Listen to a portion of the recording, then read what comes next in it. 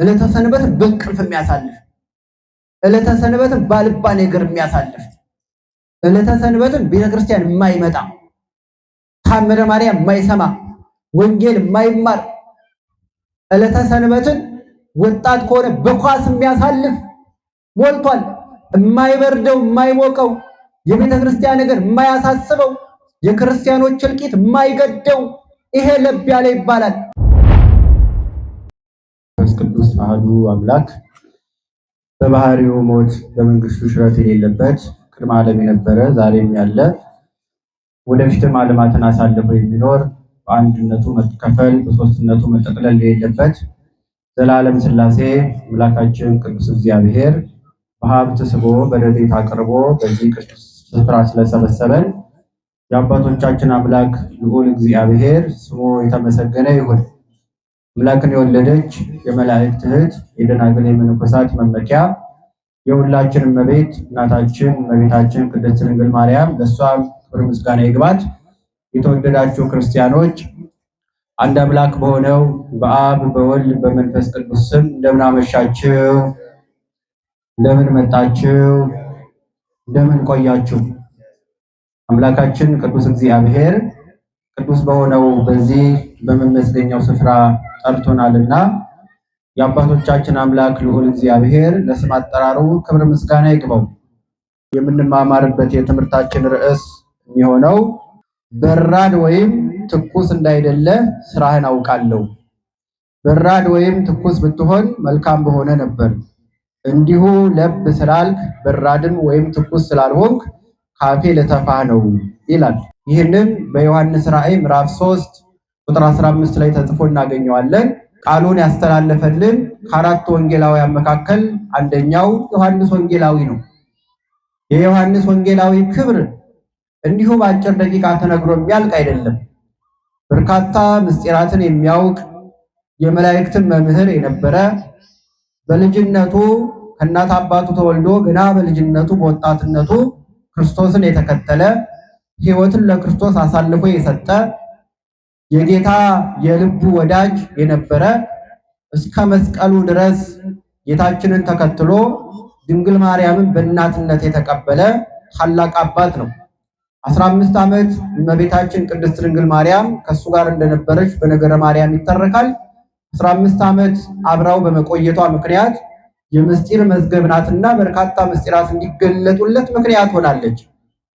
እንዲሁም ቅዱስ ዮሐንስ ወንጌላዊ ወንጌልን ለማስተማር በተለያዩ የዓለም አቅጣጫዎች ሄዶ ወንጌልን አስተምሮ ከአንዲት እመቤት ዘንድ በአገልጋይነት እስከ መቀጠር ደርሶ በዛው በተቀጠረበት ስፍራ ወንጌልን በትጋት ያስተምር የነበረ የሚያስተምረውን ወንጌል ድል ነስቶለት አጋንንትን ድል ነስቶ ጣዖታትን አፈራርሶ የእግዚአብሔርን ስም ከፍ አድርጎ ምዕመናንን ከጣዖት አምልኮ ወደ አምልኮተ እግዚአብሔር መልሶ አጥምቆ ቤተክርስቲያን መስርቶ ወደ ሌሎች አህጉረ ስብከቶች እየዞረ ወንጌልን አስተምሯል። ይህ ዮሐንስ ወንጌላዊ በሚያገለግልበት ሰዓት በርካታ ፈተናዎች አጋጥመውታል። ካጋጠማቸው ፈተናዎች መካከል አንደኛው እስር ቤት ውስጥ መቆየት ነው። ወንጌልን ሲያስተምር ደስ ያልተሰኙ ነገስታት ቅዱስ ዮሐንስ ወንጌላዊ ፍጥሞ በሚባል ደሴት ውስጥ እንዲታሰር በዛም ምንም አይነት ወንጌል እንዳያስተምር አድርገውት ነበረ። ዮሐንስ ወንጌላዊ መታሰሩ ቅር አሰኘው። ቅር ያሰኘው ለምንድን ነው ካልን መከራውን ጠልቶት ሳይሆን ወንጌልን ዞሮ ለማስተማር ከመፈለጉ የተነሳ ነው። ወንጌልን እንዲያስተምር ተሹሟል። ከተሾመ ከታሰረ ደግሞ ሹመቱ ሊሄድለት አይችልም። ከታሰረ እንዴት አድርጎ ወንጌል ያስተምራል? በዚህ ምክንያት ቅዱስ ዮሐንስ ወንጌላዊ ሐዘን ውስጥ ገባ። ትባል ደሴት በውሃ የተከበበች ስፍራ በዛ በእስር ቤት ሆኖ እግዚአብሔር ምስጢር ገልጾለት የገለጠው ምስጢር በመጽሐፍ ሰፍሮ ለትውልድ ተላልፏል። ይህ መጽሐፍ በተለያዩ ዘመናት ነገስታት እየተነሱ አቃጥለው ጠፍቶ ነበረ።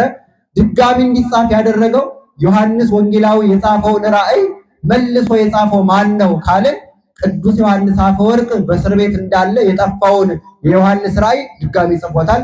የቅዱስ ዮሐንስ በረከት በሁላችን ላይ ይደርብን። በአጠቃላይ የቅዱሳን በረከታቸው በሁላችን ላይ ይደርብን። ቅዱስ ዮሐንስ ወንጌላዊ በደሴት ውስጥ ታስሮ እንዳለ ለሰባቱ አብያተ ክርስቲያናት ይህንን መልእክት ጽፏል። የመጀመሪያው ለማን የጻፈው? ይህንን ቅድም ያነበብነውን በራድ ወይም ትኩስ እንዳልሆን ካውቃለሁ ለብ ያልክ ነህና ካፌ ልተፋ ነው ተብሎ የተነገረው ለማን ነው ካልን በሎዶቅያ ለሚገኘው ቤተክርስቲያን የተጻፈ መልእክት ነው። አባቶቻችን ሊቃውንት ይህንን የመጽሐፍ ቅዱስ ሐሳብ ለምንድን ነው ጌታችን ኢየሱስ ክርስቶስ በራድ ወይም ትኩስ ባለመሆን ለብ ያልክ ስለሆንክ ልተፋ ነው ያለው? ምክንያቱ ምንድነው የሚለው ሲተረጉሙ የመጀመሪያው ትኩስ የተባሉት እነማን ናቸው? በራድ የተባሉት እነማን ናቸው? ለብ ያለው የተባሉት እነማን ናቸው የሚለውን አባቶቻችን ይተረጉሙልናል። ትኩስ የተባሉት ይላሉ አባቶቻችን፣ ትኩስ የተባሉት ተምረው የሚያስተምሩ። እስቲ ተምረው የሚያስተምሩ በሉ። አረ ጮክ በሉ። ምን ብለው ምን የሚያደርጉ? ተምረው ምን የሚሉ የሚያስተምሩ። ቤተክርስቲያን ከጌታችን የተቀበለችው ንጹህ ትምህርት አላት። ይህ ንጹህ ትምህርት ለሐዋርያት መጣ። ሐዋርያት ምን አደረጉ? በዘመናቸው ለነበረው ተማሪ ትምህርቱን አስተላለፉ። ሐዋርያነ አበው ይባላሉ። እነዚህ ከሐዋርያት የተቀበሉትን ንጹህ ትምህርት ለተተኪዎቻቸው አስተማሩ። ተተኪዎቻቸውም በዘመኑ ለነበሩ ሰዎች ወንጌል አስተማሩ፣ ለሌሎች ተተኪዎች አስተማሩ። ያንን እያደረጉ የሊቃውንት ዘመን ላይ ደረሰ። ሊቃውንትም ወንበር ዘርግተው ጉባኤ አስፍተው ምዕመናንን ጠርተው ከሐዋርያት የወረደላቸውን ንጹህ ትምህርት አስተማሩ። ያ ንጹህ ትምህርት እንዲህ እያለ እየወረደ እየተላለፈ በትውፊትም በመጻሕፍትም በቃልም እየተላለፈ ከዘመናችን ደረሰ።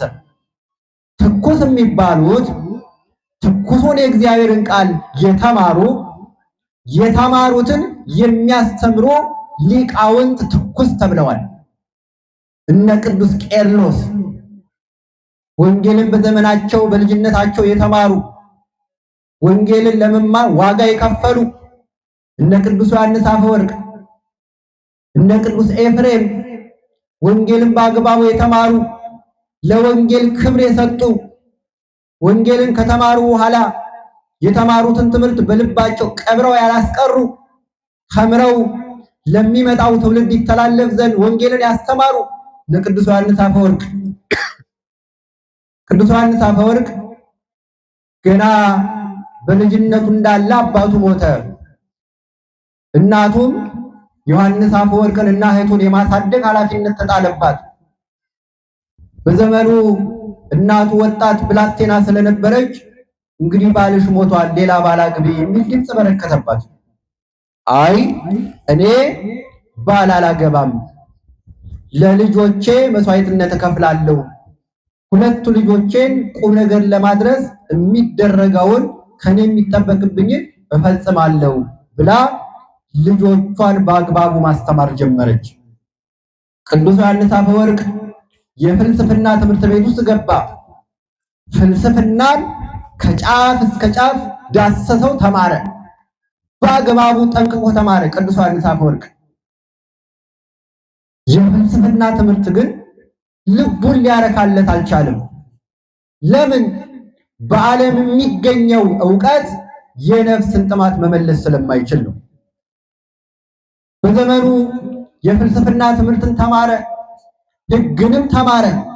ሕግንም ፍልስፍናንም ከተማረ በኋላ በዮሐንስ አፈወርቅ ዘመን ሁለቱን የተማረ ሰው ትልቅ ባለስልጣን ይሆናል፣ ጥሩ ደሞዝ ይከፈለዋል። ይህ ቅዱስ ግን የፍልስፍና ትምህርቱንም ተምሮ እንደጨረሰ የሕግ ትምህርቱንም ተምሮ እንደጨረሰ በዘመኑ መንግስት ከሚከፍለው ደሞዝ ይልቅ ወደ ቤተ ክርስቲያን ቀርቦ ብሉይና ሐዲስን መማርም ፈለገ ቅዱስ ዮሐንስ አፈወርቅ። ይህንን የመረጠበት ምክንያት በዛ ዘመን የነበሩ ሕግ አዋቂዎች ጉቦ እየበሉ ድሃዎችን ሲያስለቅሱ ስለተመለከተ የእንባ እንጀራ አልበላም ብሎ ነው። ገንዘብ እየተቀበሉ ከሀብታሞች በድሃዎች ላይ ጠማማ ፍርድ ይፈርዱ ነበረ ዳኞች፣ ሕግ የተማሩት።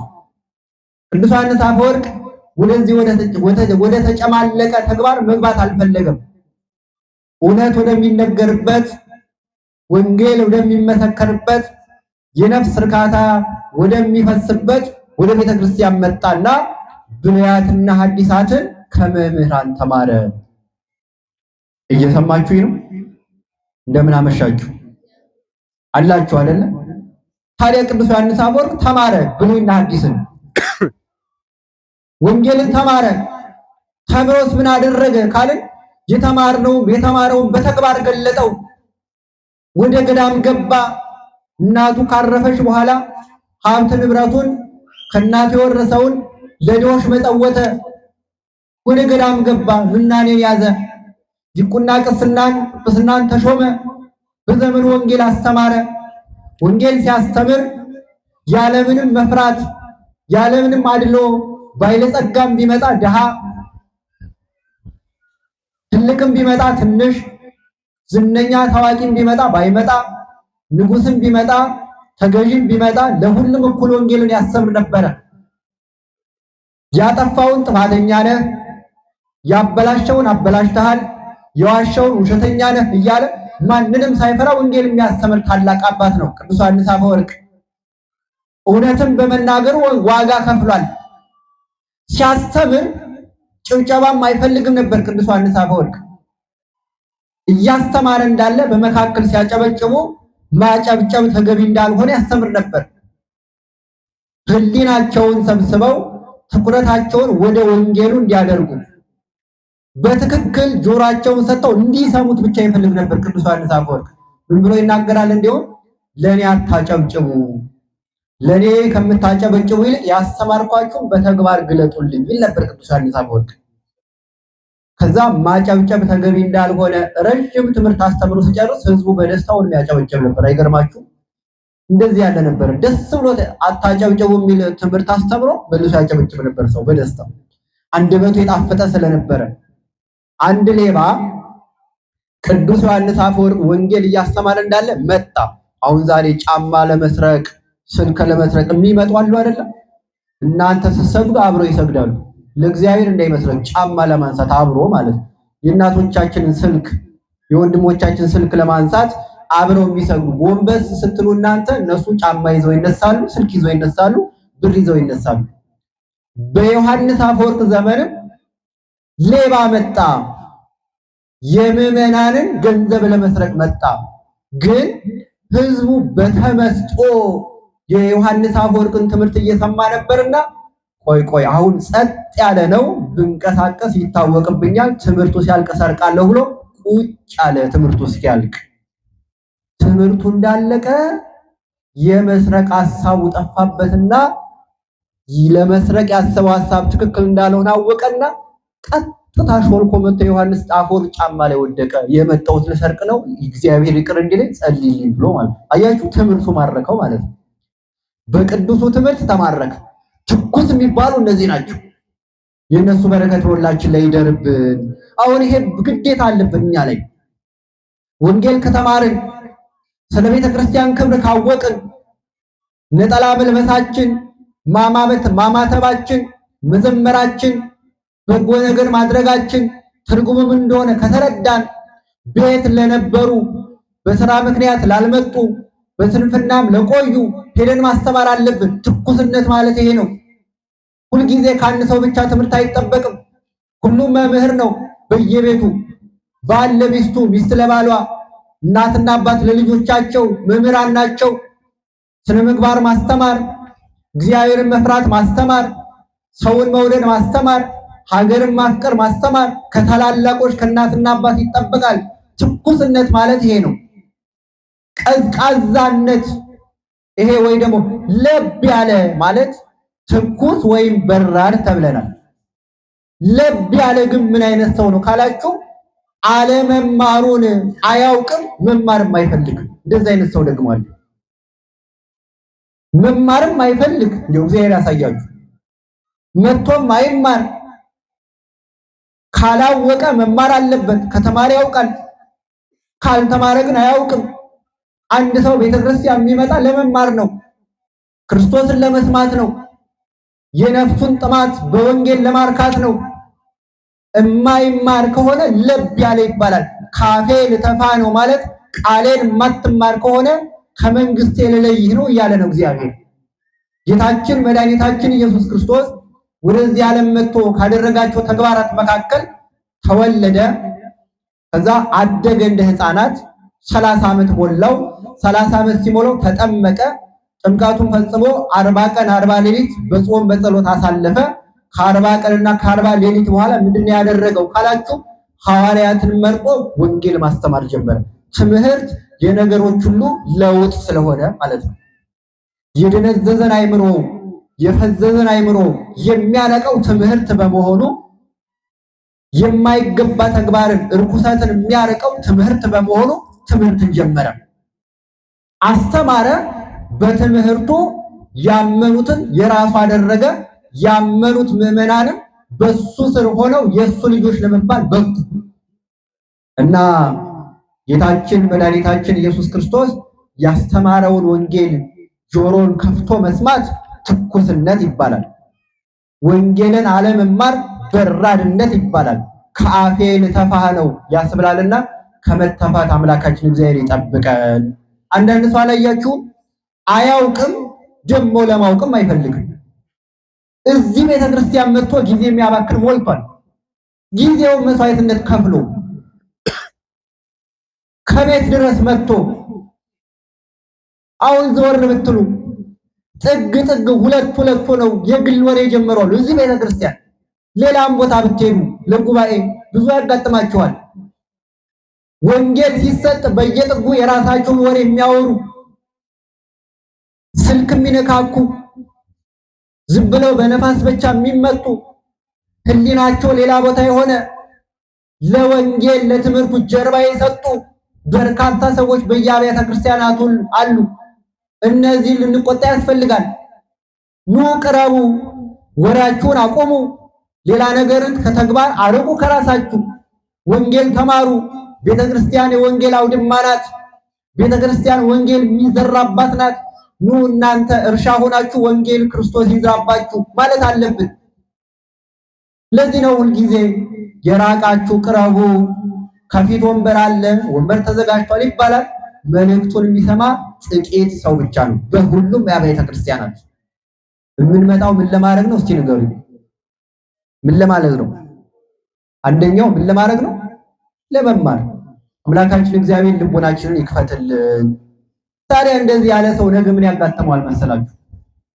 ቤተክርስቲያንን ሳያውቃት ቤተክርስቲያንን ሳይረዳት ይቆይና መንገድ ላይ የእናንተ ቤተክርስቲያን እኮ ኢየሱስን አሰብክም ሲሉት እውነት ነው ልጅ ይቻላል። አይገርማ? አልተማረማ። ከየት ያምጣው?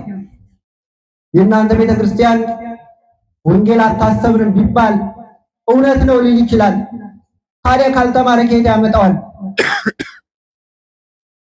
በትምህርት እንዳይወግታቸው አልተማረም። ስለዚህ ያሸንፉታል። በኃጢአት ይያዛል።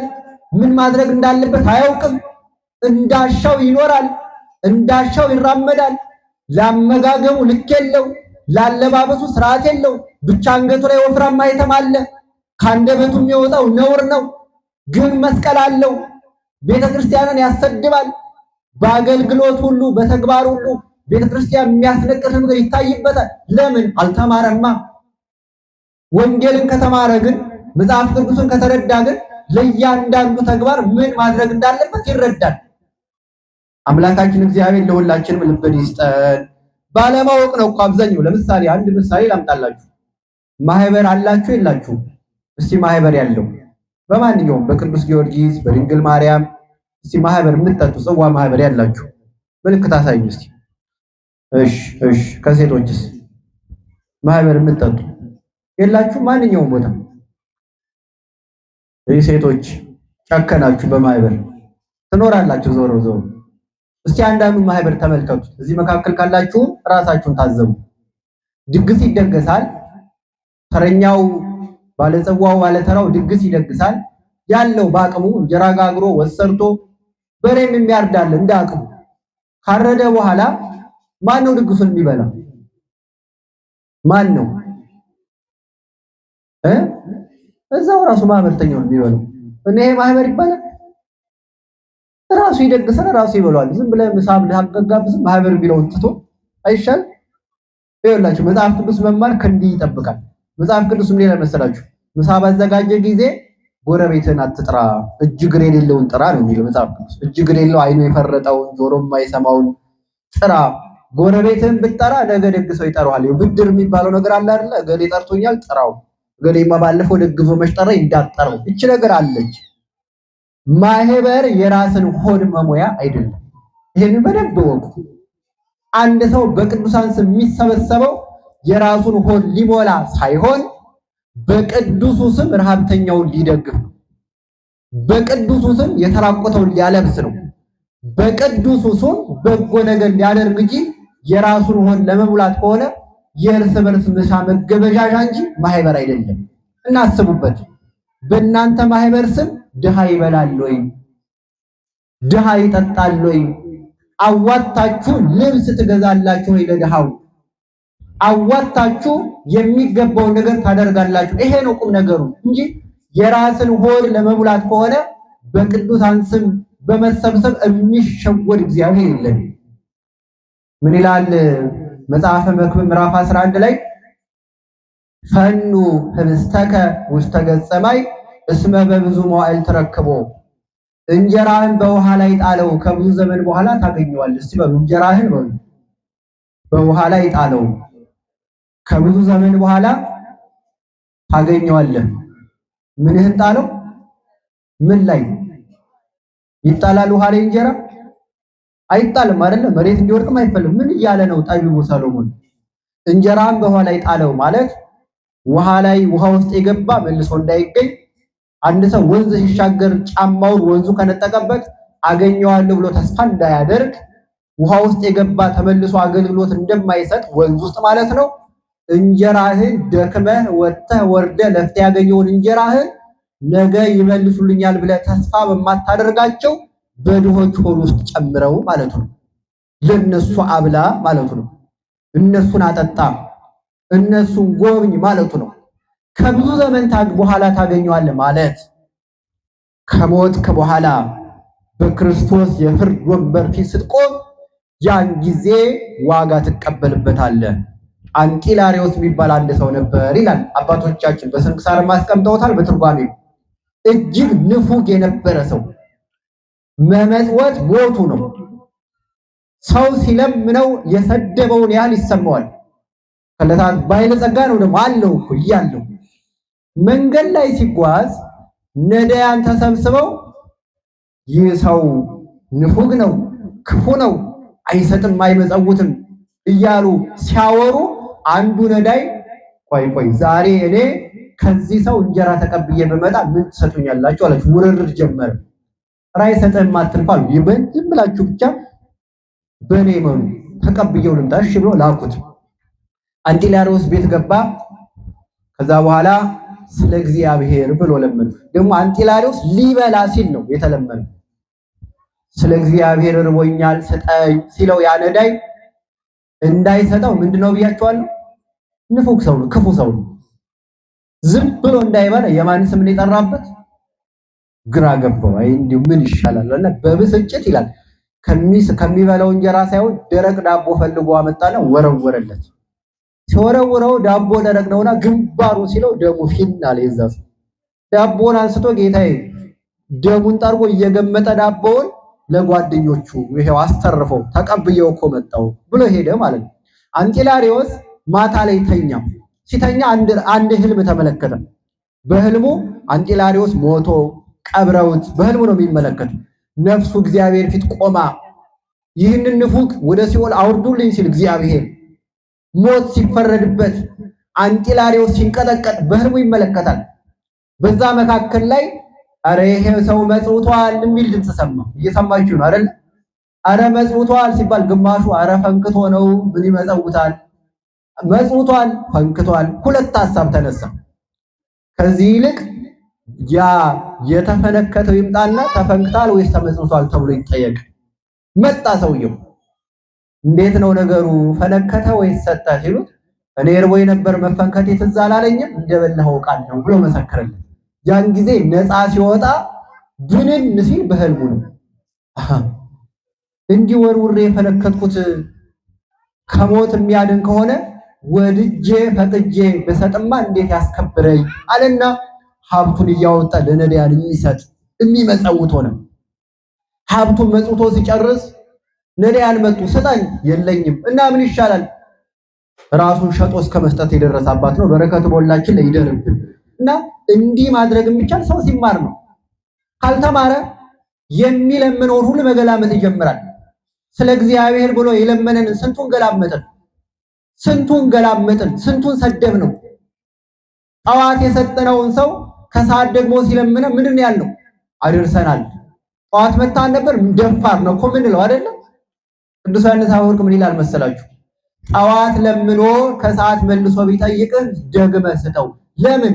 አንተስ ጠዋት በልተህ ከሰዓት ትበላ የለ የእሱም ሆድ ጠዋት በልቶ ከሰዓት መብላት ይፈልጋል ብሎ ይናገራል። እና እነሱም ሰው እኛም ሰው፣ እነሱም የሚበሉ የሚጠጡ እኛም የምንበላ የምንጠጣ አንድ ነን። እነሱም የሚለብሱ እኛም የምንለብስ። ስለዚህ እንደዚህ እንድንራራ አምላካችን እግዚአብሔር ይፍቀድልን። ለዚህ የሚያበቃው መማር ነው። አሁንም እንድንማር ወንጌልን ልባችንን ከፍተን እንድናውቅ የአባቶቻችን አምላክ እግዚአብሔር ይፍቀድልን እና ቁጭ ብሎ መማር ተገቢ ነው። በየጥግ የሚያወሩትን መቆጣት የግድ ነው። አታውሩ፣ አትረብሹም በሏቸው። የመጣችሁ ለመማር ነው፣ ለማሾፍ አይደለም፣ ለወሬ አይደለም። ለወሬ ቤት መቻነሰን ብላችሁ ተቆጡ። ይጠቀማሉ እንጂ አይጎዱም፣ ይረባቸዋል እንጂ አይጎዱበትም። እና ይሄ ድምፅ የሚሰማችሁ ምዕመናን ቤተክርስቲያን የምንመጣው ለመማር እንጂ ለወሬ አይደለም። ወንጌል ለመስማት እንጂ ነፍሳችንን ለማረስረስ እንጂ ጊዜያችንን በከንቱ ለማበላሸት ስላልሆነ ይህንን ወርቅ የሆነ ጊዜ እንዳናባክን አምላካችን እግዚአብሔር ይፍቀድልን። ሁለተኛው ትኩስ የተባሉ ሰማዕታት ናቸው። ለፍቅሩ የሚሳሱ እንደነ ቅዱስ ጊዮርጊስ ያሉ መስዋዕትነት ለመክፈል ወደ ኋላ የማይሉ ወጣትነታቸው ከክርስቶስ ያለያቸው ሀብት ንብረት ቢኖራቸውም ሀብትና ንብረታቸው ክርስቶስን ከማምለክ ያልከለከላቸው ባለትዳር ቢሆኑም ትዳራቸው ከክርስቶስ ያለያቸው ሰማዕታት ናቸው። ሰማዕታት እንደኛ ሰው እንደኛ የሚንቀሳቀሱ በማንነታችን ማንነታችን ያለ ከእናት አባት የተወለዱ ናቸው። ሰማዕታት ሲባል አብዛኛው ሰው ከሰው አይምሮ በላይ ያደርግና እንደ ሰው የማይቆጥራቸው ሰዎች አሉ። አንዳንዱ ሰማዕታት ማለት እኛው ነን እኮ አይደል? የኛው ወንድሞቻችን ናቸው።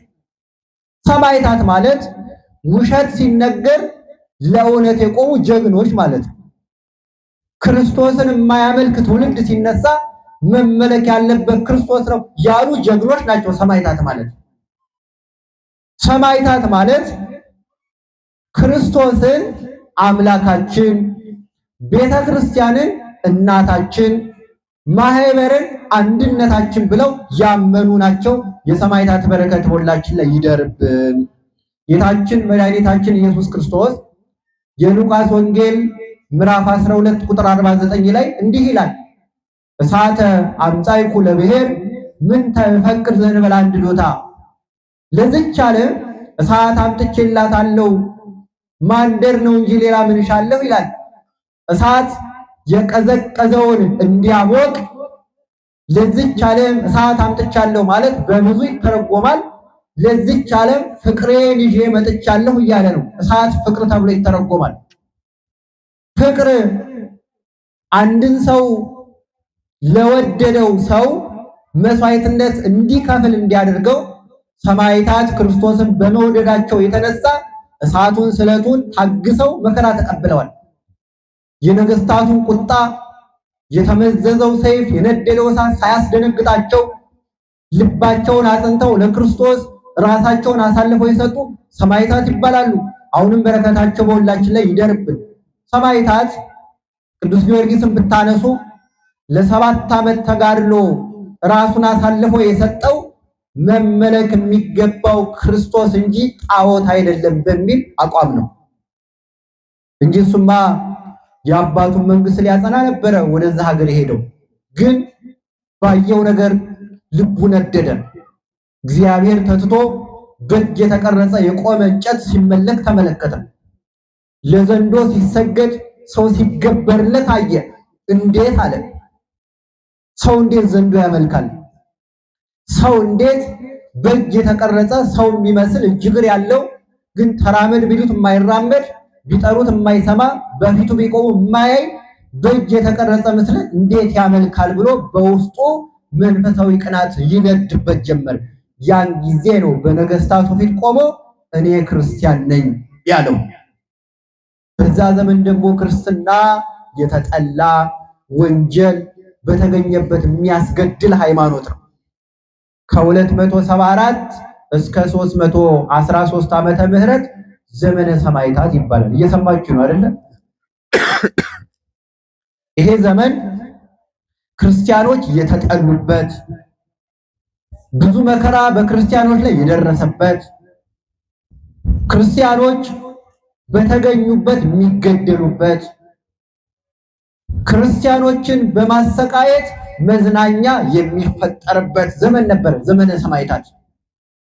የተራቡ አናብርትን ሰብስበው ነገስታቱ የተራበውን አንበሳ ከክርስቲያን ጋር በማታገል እንደ ኳስ መጫወቻ ስቴዲየም ይሰሩና ዙሪያውን ህዝቡ ይቀመጣል።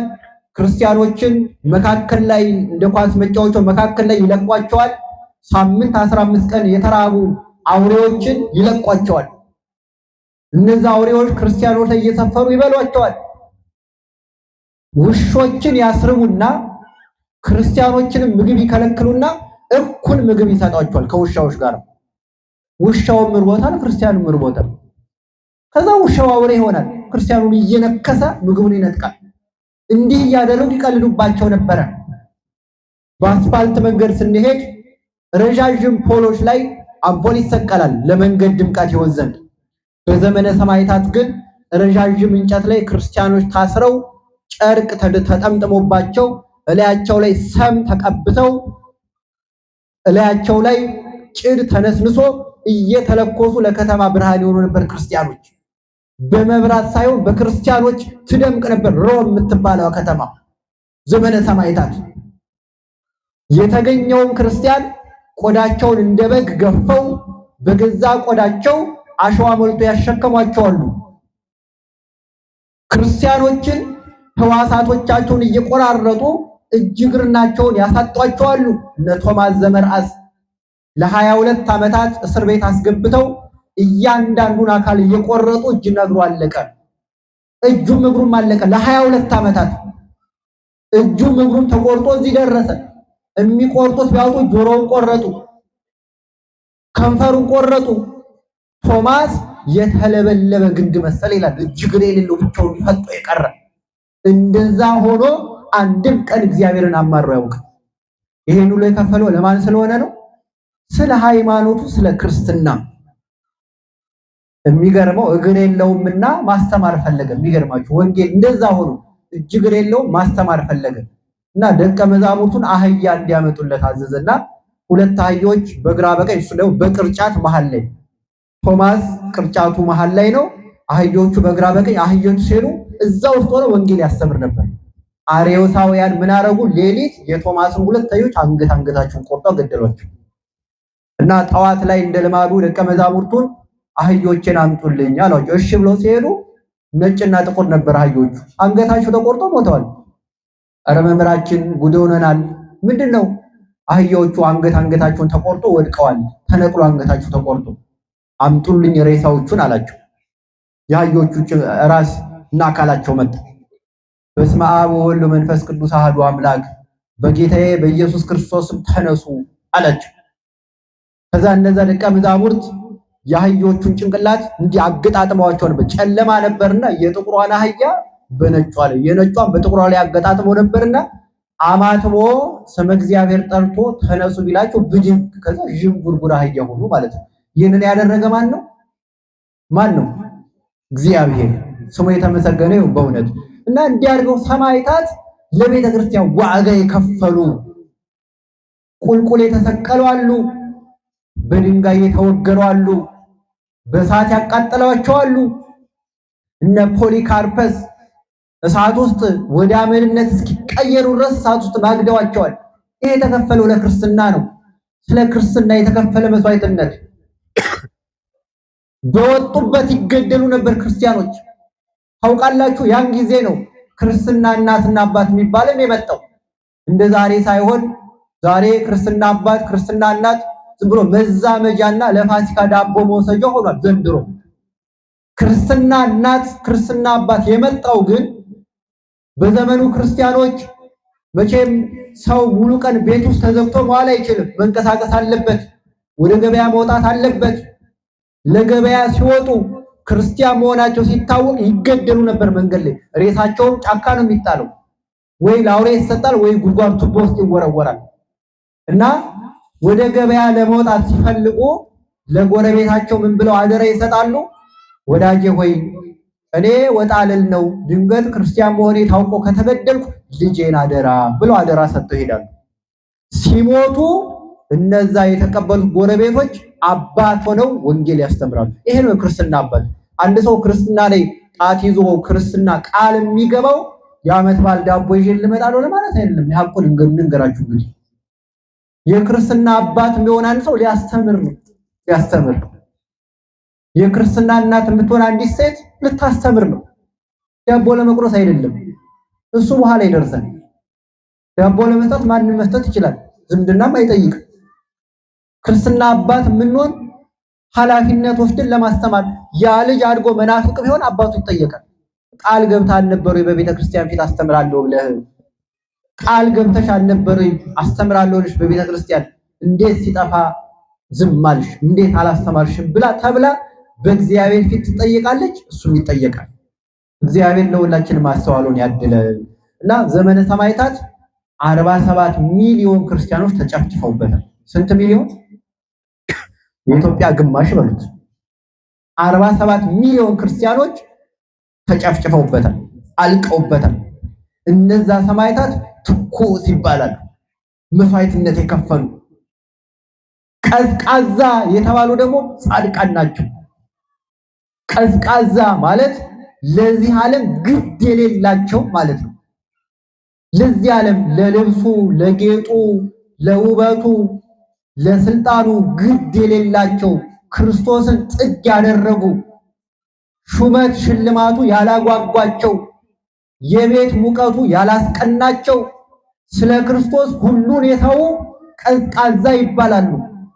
በማንም የማይቀኑ ሰው በዚህ ዓለም ደምቆ ሲኖር ያሻውን ሲገዛ እነሱ ከምንም ያልቆጠሩት መንነው ዓለምን የናቁ ቀዝቃዛ ይባላሉ። የእነዚህ በረከት በሁላችን ላይ ይደርብን። ጻድቃን የመነኑት ርቧቸው እንዳይመስላችሁ፣ የሚበሉት አጥተው እንዳይመስላችሁ። ጻድቃን የመነኑት ረሃብ ጸንቶባቸው አይደለም። ጻድቃን የመነኑት ሹመት አጥተውም አይደለም። ጻድቃን ወደ ጽድቅ ጎዳና የተጓዙት የሚፈልጉትን ነገር ፈልገው ስላልተሳካላቸው አይደለም። ለምሳሌ ጻድቁ አቡነ አረጋዊ ወደ ኢትዮጵያ የመጡት፣ ጻድቁ አቡነ ገሪማ ወደ ኢትዮጵያ የመጡት ከንግስና ሕይወት ነው። ጻድቁ አቡነ ገሪማ ያችን የምንኩስና ቆብ የጫኑት በዚህ ጭንቅላታቸው ላይ የምንኩስና ቆብ የጫኑት በጭንቅላታቸው ላይ የወርቅ አክሊል ነበር። እሱን ትተው ነው የመጡት፣ ማንም ሳያስገድዳቸው ማለት ነው። አቡነ ገሪማ፣ አቡነ አረጋዊ ከግብፅ የመጡ ከሮም የመጡ በርካታ ቅዱሳን ከተለያዩ የንግስና ዓለም የመጡ ናቸው። በረከታቸው በሁላችን ላይ ይደርብን። እነዚህ ጻድቃን በገዳም ነው በጾም በጸሎት የተጉ ዓለም ያላስደነቀቻቸው አግብተው መኖር ሲችሉ ጋብቻ ቅዱስ ነው፣ ግን የበለጠውን ቅድስና ምንኩስናን ፈልገው ምናኔን ፈልገው በቀሚሳቸው የክርስቶስን ቀሚስ መልበስ፣ በቆባቸው የክርስቶስን የሾህ አክሊል፣ በመቁጠሪያቸው የክርስቶስን መታሰር፣ በሰንሰለታቸውም የክርስቶስን መገረፍ እያሰቡ በምናኔ የኖሩ አይበርዳቸው አይሞቃቸው፣ የዚህ ዓለም ነገር አይደንቃቸው። በዚህ የኖሩ ቅዱሳን ጻድቃን ይባላሉ። በረከታቸው በሁላችን ላይ ይደርብን። ለብ ያለ ማለት ደግሞ ከምንም የሌለበት ማለት ነው። ከምንም የሌለበት ደንገጥማ ይላል። ቤተ ክርስቲያን ተቃጠለች፣ ምን እነዚህ ቄሶች እኮ ይላቸዋል። አረ ቤተክርስቲያን እንደዚህ ሆነች። ታዲያ ምን ላድርግ? እንደው ምን ይሻላል? ምንም የማይመስለው ሰው አለ። በዓላት ሲኖር አይታችኋል። ታቦታት በተለይ ጥምቀት ላይ አይታችሁ ከሆነ ታቦታቱ ሲወርዱ ክርስቲያን ነው በሩን ከፍቶ እንደዚህ መልሶ የሚዘጋ አላጋጠማችሁ? ደግሞ ክርስቲያን እኮ ነው። እንግዲህ ያ ሰውዬ እንግዲህ ሲሞት አስከሬኑ የት ነው የሚመጣው? እዚህ። የሚገርም ነው።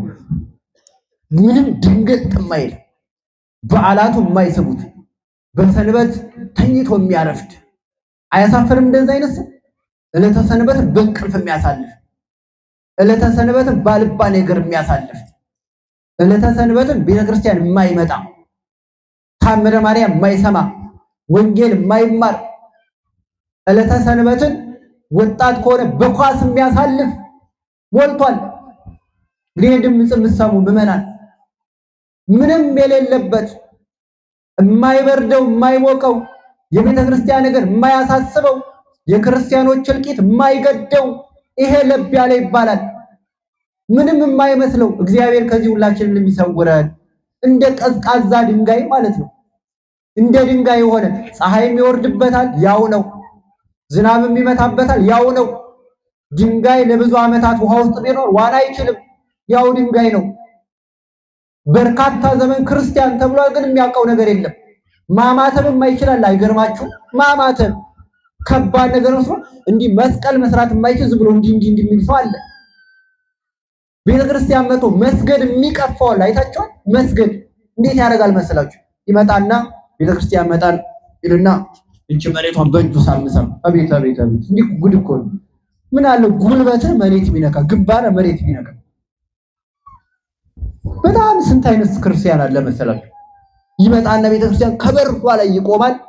ልክ መዝሙራ ስትጀመር ሰብስብ ይላል። በቃ ሰብስብ። ትምህርቷን አይፈልግም።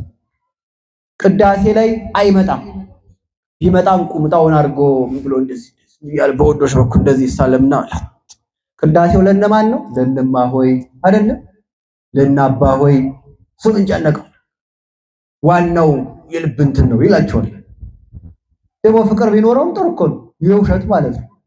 እንደዚህ ያሉ ለብ ያሉ ስለ ኳስ ሲተነትን ይገርማቸዋል። የኳስ ተጫዋች የጫማውን ቁጥር ያውቃል፣ የሚለብሰውን ማሊያ ይረዳል፣ የኳስ ተጫዋቹን ኪሎን ያውቃል፣ ስንት ኪሎ እንደሚመዝን፣ የሚከፈለውን ደሞዝ ያውቃል፣ የሚጫወትበትን የጨዋታ ቡድን ያውቃል፣ የተወለደበትን ዓመተ ምሕረት ያውቃል። እስቲ ማን የፈጠረ ብትሉት አስተካክሎ አይናገርም። እንዲህ ያለ ለብ ያለ ሰው አለ። እስቲ ማን ነው ቅዱስ ጴጥሮስ ማን ነው ብትሉት አያውቀውም። ቅዱስ ጴጥሮስን ማን ነው? ቅዱስ ዮሐንስ ወንጌላዊ ማን ነው? ቅዱስ ማቴዎስ ብትሉት አያውቅም። ቤተክርስቲያን ማን ናት? እስቲ ሥላሴ ስንት ናቸው ብትሉት አያውቅም። የኳስ ተጫዋቹን ስም ግን ሸምድዶታል። የማይጠቅመውን ወይ ደሞዝ አያካፍለው፣ ወይ ቢታምም አይጠይቀው። ቅዱስ ዮሐንስን ቢያውቀው እኮ በወንጌል ያስተምረው ነበረ። ቤተክርስቲያንን ቢረዳት እኮ ነፍሱ ትረካ ነበር። ለማይጠቅም ነገር አይምሮውን በማይሆን ነገር ደፍኖ ለብ ያለ ስንት ሰው አለ መሰላችሁ? እግዚአብሔር ከዚህ ሁላችንንም ይሰውረን። ቀርቦ መማር ለዚህ መድኃኒቱ፣ ቀርቦ ወንጌልን መረዳት፣ ቤተክርስቲያንን የኔ ማለት፣ ቤተክርስቲያንን ማየት፣ ከዛ ማወቅ፣ ከዛ መውደድ። ሶስት ደረጃ ርኢክዋ ለቤተክርስቲያን አይመርክዋ አፍቀርክዋ። ቅዱስ ያሬድ በሚያመሰግንበት ክፍል ላይ ቤተክርስቲያንን አየኋት፣ ከዛስ አወቅኳት፣ ከዛስ ወደድኳት። ሶስት ደረጃ አየኋት፣ አወቅኳት፣ ከዛስ ወደድኳት። ምን ይቀድማል? መጀመሪያ ማየት ይቀድማል። ከዛስ ምን ይቀድማል? ሁለተኛ ማወቅ፣ ከዛስ ያወቀስ ይወዳል ማለት ነው። ሳያውቁ ኦርቶዶክስማ ከማን በላይ የለም። እንዲህ ያለ ነገር ያላወቁት ጋር እንዴት ብሎ አንድ ሰው ማርን ሳይቀምስ ይጣፍጣል ቢሉት ያልቀመሰውን ኬታ ያብራራላቸዋል። የቀመሰ ያውቃል እንጂ የወተትን ነጭነት ባይኖ ያላየ ወተት ጥቁር ነው ቢሉት ካው ሊል ይችላል። አላየማ ቢያይ ግን አዎ አረረ ወተትማ ጥቁር አያውቅም ምናልባት ቡና አርገህበት ይሆናል ሊል ይችላል። ያየ ማለት ነው። ቤተክርስቲያንን ሳያዩ ሳይወዱ ማወቅ ሳያውቁ መውደድ አይቻልም። እንድናውቃትና እንድንወዳት አምላካችን እግዚአብሔር ይፍቀድልን። እና ለብ ያለ መሆን ማለት እንደዚህ ነውና ወጣቶች የምነግራችሁ ወንጌልን ተማሩ። ለወንጌል ጊዜ ይሰጠው፣ ለወንጌል መስዋዕትነት ይከፈል። አሁን ብርድ ነው፣ እዚህ በጣም ይበርዳል። እውነት ነው እና እንቻለዋ። መቻል እኮ ነው። ቤት ብንሄድ ይሞቀናል፣ ግን የምናተርፈው ነገር የለም። ቤት እዚህ ይበርደናል። ወንበር ላይ ይመች ይችላል። ወንበር ላይ ጥቂቶች ብቻ ሊቀመጥ ይችላል። አብዛኛው መሬት ነው ያለው። ታዲያ እንቀመጣ። ለወንጌል የሚከፈል መስዋዕትነት እኮ ነው። ሊርበን ይችላል። ቀን ፀሐይ ሊመታን ይችላል። ክረምት ዝናብ ሊመታን ይችላል። ለወንጌል መታገስ ነው። የቀድሞ ክርስቲያኖችን እናስታውሳቸው። ወንጌል ለመማር እንዲመሰብሰብ አይቻልም፣ አይፈቀድም። አፍሰው ይወስዷቸዋል ወደ እስር ቤት። በየዋሻው እየተደበቁ ይማሩ ነበር። በየግለሰብ ቤት ይማሩ ነበር። ከተያዙም ደግሞ ይገረፋሉ። አሁን መምህር አስተምሮ ሲወርድ ምን ይባላል? መጨረሻ ምንድነው የምትሉት? ያኔ ጅራፍ ይጠብቋል መምህሩ። ይቃም እስር ቤት ይገባታል። እንዲህ ነው የተማሩት የቀደሙ አባቶቻችን። በረከታቸው ሁላችን ላይ ይደርብን። ስለዚህ ለወንጌል መስዋዕትነት መክፈል፣ ማድረግ የሚገባን ማድረግ፣ ምንም ይምጣ ምንም ለወንጌል ክብር መስጠት፣ እንዲህ ያደረጉ አባቶቻችን ተጠቅመዋል። የነሱ በረከት ሁላችን ላይ ይደርብን። አለበለዚያ ታሪክ ተርኮ ብቻ መሄድ አይጠቅመንም። ምዕመናን አድናቂ ብቻ ሆኖ መቅረት አይጠቅመንም።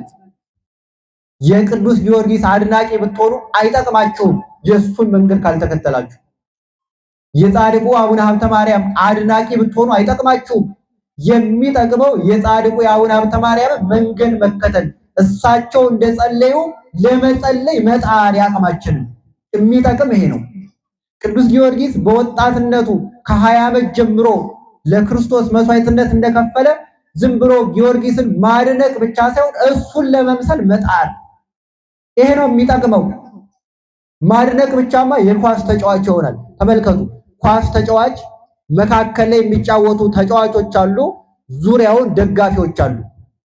ደጋፊው ከመጮህ ውጪ ገብቶ መጫወት አይችልም። ከማየት ውጪ ገብቶ መጫወት የሚችለው ተጫዋቹ የተመረጠው ብቻ ነው።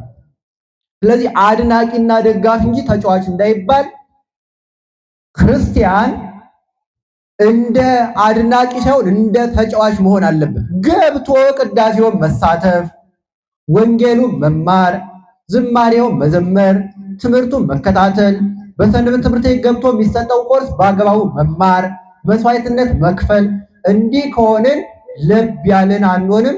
እግዚአብሔርም አውጥቶ አይተፋንም። አምላካችን እግዚአብሔር ከመጠፋት ከመንግስቱ ከመለየት ሁላችንንም ይጠብቀን። አባቶቻችንንም ማወቅ፣ ወደ ንስሐ አባት መቅረብ፣ ንስሐ መግባት፣ ስጋው ደግሞ መቀበል፣ ቅዳሴን ማስቀደስ፣ ሰንበትን አለመቅረት። እኔ አጥብቄ የምናገረው በሰንበት በጠዋት ወጥተው ለሩጫ የሚሰማሩ ለኳስ ጨዋታ የሚሰማሩ ወንድሞቻችሁን እህቶቻችሁ ምከሩ። በዕለተ ሰንበት በጠዋት የሚወጣው ቤተክርስቲያን ለመምጣት፣ በዕለተ ሰንበት በጠዋት የሚወጣው በቅዳሴ ሰዓት ለመሳተፍ እንጂ ኳስ ለመጫወት። ኳስ ኃጢአት አይደለም በራሱ፣ የክርስቶስን ቀን ከተጋፋ ግን ኃጢአት ነው። አንድ ሰው ኳስ ቢጫወት ኃጢአተኛ አይባልም። ኳስ የሚጫወትበት ግን ሰንበት ከሆነ ኃጢአት ነው። እየሰማችሁን አይደል? በሰንበት ቤተክርስቲያን ነው መገኘት ያለበት አንድ ሰው። ታዲያ ልጅነቱ በምን ይታወቃል? የእግዚአብሔር ልጅ መሆኑ በምን እናወቀው? እዚህ ላይ ማይተም ስላሰረ ነው? ፕሮቴስታንቱ ሳያስርም ለመሸወድ ያስራል እኮ። አንዱ ሲጠይቅ ተናግሯል። ብዙ ሰዎችን አጥምዶልኛል ማሰሬ ብሎ ተናግሯል በግልጽ። ይሄን እያዩ ቀርበውኛል አጥምጃቸዋለሁ አለ። እዚህ ላይ ማይተም ስለታሰረ ብቻ አይደለም፣ ማንም እንዳይነዳን መማር አለብን። በሆነ ባልሆነ መሸበር የለብንም። ከተማርን ተመልከቱ። አሁን እዚህ እየተማራችሁ መንገድ ላይ ዓመታዊ በዓል ሲሆን እዛች ጋር ምን ይላል አንዱ እዚህ አንገት ላይ የሚታሰር ማታ ማታ እንቅልፍ ላይ ለሚያቃዣው አልጋው ላይ ሽቱን ለሚሸና 10 ብር ቢል ሰው እየተሻማ ይገዛዋል አይደል? ሁላችሁ የእምነት እጥረት መተዚህ ሰላም ለኪያትልም ማታቆል አንገት ላይ ከምትቋጥ ጻድቃኔ የሚል የተጻፈበት ወይቤት አቤት እንደዚህ ከግሸን የመጣ መስቀል ገዝተህ እዚህ አስባር ከማሰር ከተበጠሰ ካልተበጠሰ ያለህን መጠበቅ እና ሰው አድናቂ ብቻ ነው። ገዳም ላይ ዝም ብሎ መዞር አይታችኋል። ጉዞ የሚሄዱ ሰዎች ይሄዱና ጫካው ላይ ዞረው ፎቶ ብቻ ተነስተው ይመጣሉ። ይሄው ግሸን እጃየው ፎቶ ይላል። የሆነ ቦታ ቆም ብሎ የተነሳው ይሄው ደብረ ሊባኖስ ከኋላ ቤተክርስቲያኑን ያስገባል። ያ ሰው እኮ ገብቶ ቅዳሴውን አልተሳተፈም። እንዲያ ከሆነ ቱሪስት ገሌ መጥቶ ፎቶ ተነስቶ ይላል። እውነት ወይስ ሐሰት? እውነት። ቱሪስቱ ፈረንጁ እዚህ 4 ኪሎ ስላሴ ብትሄዱ የማይገባ ፈረንጅ የለም። ይገባል፣ ያየዋል። ህንፃው በጣም ያምራል። የ4 ኪሎ ስላሴ ውስጥም ይከፈታል። በጣም ልዩ ነው አሰራሩ። ይገባና በቃ የኢትዮጵያ እንትን ብሎ ፎቶ አንስቶ እሱም ተነስቶ ይሄዳል። ኢትዮጵያው ሲሄድና ደብረ ሊባኖስ ሲልና ፍትፍቱ ስታልቅበት ወደ አዲስ አበባ ይመለሳል። ምንም ሳይሰራ ማለት ነው። ምንም ሳይገባ ቅዳሴ ይሳተፍ ያንን የፈረደበት ጠበሉን ብቻ ተጠምቆ አዝሎ። ጠበል ደግሞ ስጋን እንጂ ነፍስን አይፈውስም። ይሄን ይወቁ በደንብ።